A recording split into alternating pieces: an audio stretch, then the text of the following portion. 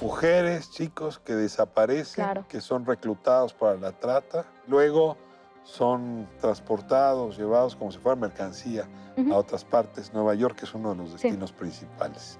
Creo que a muchos o a muchas nos dijeron que el mal venía en una camioneta negra con un hombre gigante, feo, que te iba a llevar. Pero en el caso de estas chicas, el mal viene con un muchacho atractivo en su moto que ejerce la violencia. Entonces es abrir los ojos ante ese terror tan cercano, pero totalmente distinto a lo que siempre les habían dicho. Nos habían dicho, por lo menos hace 20 o 30 años. No es cierto que todos los caminos conduzcan a Roma. Los lugares donde podemos ir son casi infinitos. ¿Ya decidiste dónde quieres ir hoy? Piénsatelo bien para no equivocarte. Toma en cuenta que el tablero de ajedrez ha cambiado. Hoy el rey se ha enterado que va desnudo. Y cuando el poderoso lo olvida, la verdad se encarga de desnudarlo.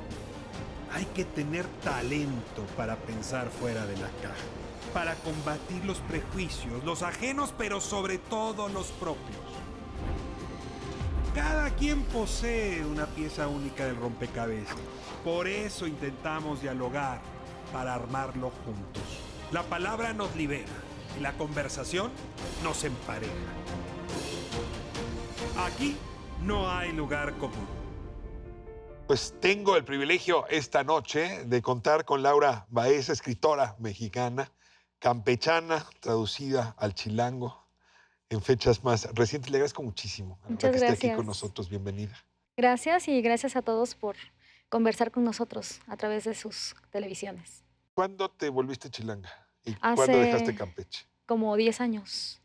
¿Aprendiste a leer allá? No, ¿Aprendiste a escribir allá o es la llegada a la Ciudad de México donde no, viene? aprendí a leer en Veracruz porque viví gran parte de mi infancia en una región de Tecolutla. Entonces ahí aprendí a leer, comencé a ver televisión, películas, y creo que ese fue el origen de mi inquietud por la imaginación.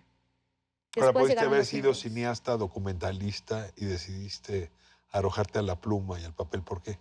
Me hubiera encantado, pero creo que al final, cuando uno es niño, lo que tiene más cerca, ya sean los colores para pintar o los lápices para escribir, es lo que determina muchas cosas, y en mi caso fueron los lápices. ¿De qué trató tu primer relato?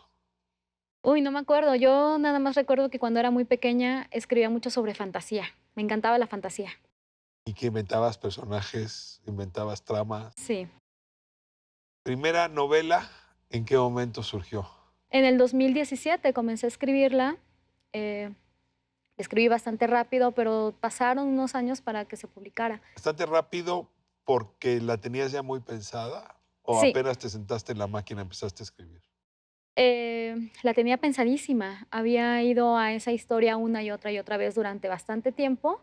Y en el 2017 fue cuando me dije, bueno, ya, es momento de sacarla, de ponerla en la computadora, porque yo escribo prácticamente todo en la computadora por facilidad. Y se publicó en el 2021. Alfaguara la toma y Ujú. dices tarda 3 años en que la tome. ¿Cómo convenciste a tus editores de que valía la pena que te dieran el pase? Bueno, creo que la novela fue la que hizo todo. ¿Ok? Y yo me desprendí de esa historia en el momento en el que se la entregué a otra persona y después empezó a correr de mano en mano y ahora con los lectores, que han pasado 3 años después de la publicación y siguen clubes de lectura, que creo que ha sido lo más bonito que nos ha pasado. A ver, déjame revisar una cosa que acabas de decir. Es que puede haber una novela muy bien escrita, Ujú. espectacular, pero sí requiere tener suerte para que de pronto un Mucha, editor diga, ah, ya leí las primeras claro. 20 páginas y voy a leer las demás. Entonces, ese milagro es lo que vuelve que una novela se publique, y además ya en un sello tan importante. ¿Cómo ocurrió ese milagro? Pues son muchas cosas, que el tema les haya interesado, que el timing también tenga buena parte de la responsabilidad, que estamos en un momento en el que buscamos también esas historias, ya sea por extrañamiento, por reconocimiento, como personas que vivimos en una realidad bastante pequeñita, pero hay muchas otras que están alrededor de nosotros. Yo creo que fue eso lo que convenció a mis editoras para que dijeran que esa novela podía llegar a otros lectores. Pero cada generación tiene sus temas, Sí. ¿no? Tú naces casi al acabar, al terminar el siglo pasado, Ujú. y la verdad es que en un ciclo de México dio un vuelco en muchos sentidos. Claro. Eh, ¿Qué de esos vuelcos se te volvieron tus obsesiones literarias? Si me pudieras dar Sí. 3 o 4 tópicos que están en la primera novela y también en El lugar de la herida, que es la que se acaba de publicar ahora en 2024, de la que hablaremos en un momento. ¿Cuáles son esos Yo tópicos? creo que todo, la nostalgia por la infancia siempre tiene un lugar esencial dentro de mi literatura, la infancia y la adolescencia. Yo creo que la música que escuchaba, los programas que veía, mi idea de mundo cuando era pequeña, que ahora pues, ha cambiado radicalmente, y siempre regreso a esos temas y los trabajo de muchas formas una y otra vez.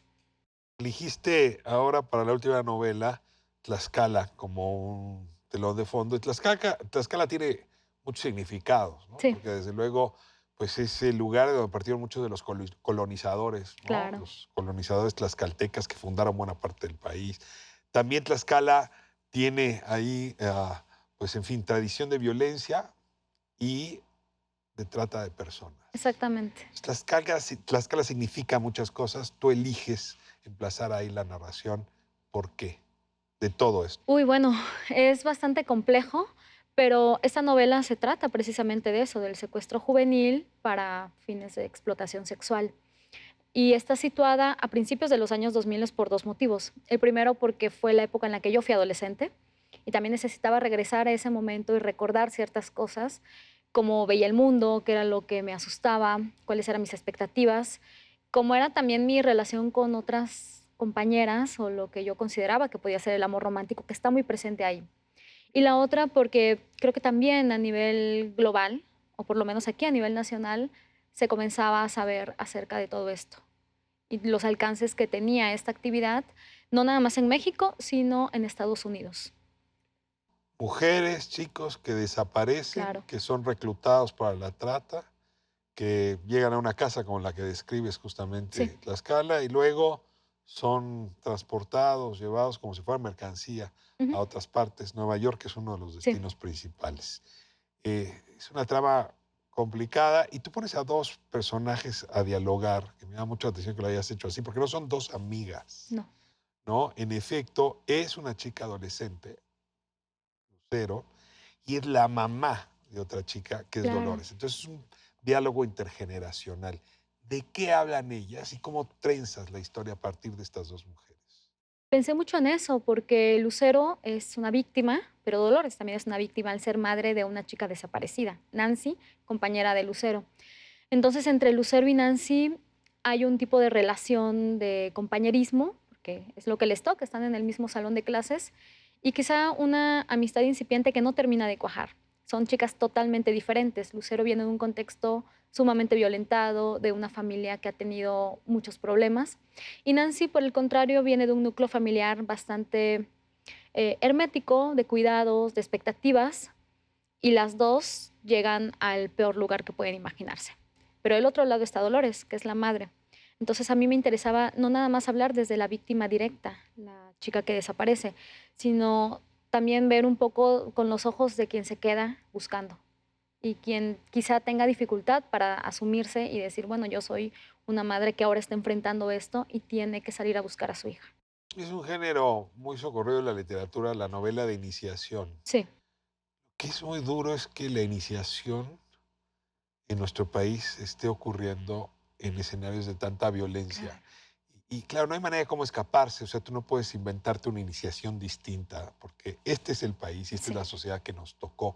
¿Cómo lidias con eso? Hacer una novela donde cuentas la adolescencia, la entrada a la vida, en un contexto donde pues casi darían ganas de no salir de la infancia. Es muy complicado, bueno, es muy, muy complejo porque creo que a muchos o a muchas nos dijeron que el mal venía en una camioneta negra con un hombre gigante, feo, que te iba a llevar. Mm. Pero en el caso de estas chicas, el mal viene con un muchacho atractivo en su moto que ejerce la violencia. Entonces es abrir los ojos ante ese terror tan cercano, pero totalmente distinto a lo que siempre les habían dicho, nos habían dicho por lo menos hace 20 o 30 años. Creo que al día de hoy las personas jóvenes o quienes están iniciándose también en la adolescencia y en la adultez tienen otro tipo de terrores y son terrores igual de cercanos e igual de inmediatos. hay tecnología y la tecnología también los coloca en un sitio bastante ambivalente porque puede ser la mejor herramienta para otras cosas, pero también para este tipo de situaciones. ¿Investigaste? ¿Platicaste con gente que hubiera investigado la trata ahí en Tlaxcala? ¿Encontraste los personajes de carne y hueso? ¿Los fundiste? Todo esto viene de tu cabeza, la lectura de los periódicos. Es decir, Ujú. ¿cuál es la materia sobre la cual construyes esta historia? La realidad, totalmente, es una novela polifónica de muchísimas Ujú. historias y de muchísimas voces llevadas con 2 únicamente, con Lucero y con Dolores. No tuve ningún tipo de entrevista con las víctimas porque quise mantener esa distancia, pero todo lo hice a través del periodismo, lo cual es triste también porque O sea, significa que leí leíste mucho. notas, no mucho. Exacto, tenemos todo eso al alcance de la mano, de un clic, y la realidad está ahí, no necesitamos ir a buscar a una víctima directa y preguntarle cómo es, si todo esto ya se ha retomado una y otra vez y lo tenemos al alcance. Y también comprendo que nuestro instinto de supervivencia nos haga ver hacia el frente únicamente y no hacia los lados, que es donde está todo esto. Ahora, es una realidad muy impactante que está reflejada en tu primera novela. ¿No tienes de pronto ganas de hacer otra cosa? De pronto de hacer una novela romántica, ¿no? Como también las películas que Claro. hay, con una historia con princesas y príncipes, en fin.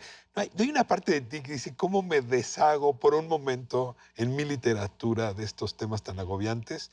¿O te ves continuando en estas distintas exploraciones? Todo el tiempo pienso en eso, en escribir algo mucho más entusiasta. Sin Ah, embargo, esta historia que venía también de la novela anterior, yo sabía que quería contarla y sabía que no iba a ser fácil.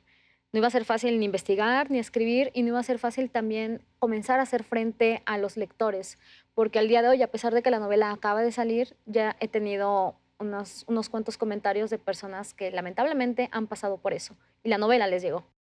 y además uno no puede cambiarse por otra persona. Si estos son los temas y las preocupaciones, Sí. no te puedes volver Corín Tellado, que era lo que leía mi madre cuando quería Ujú. leer una novela romántica.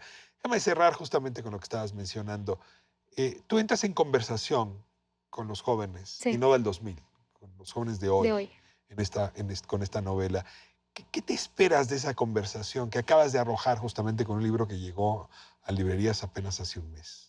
Bueno, yo tengo bastante relación con gente joven, ahora quizá menos, pero durante algún tiempo fui maestra y Maestra de, fui maestra de música y luego de literatura, ok.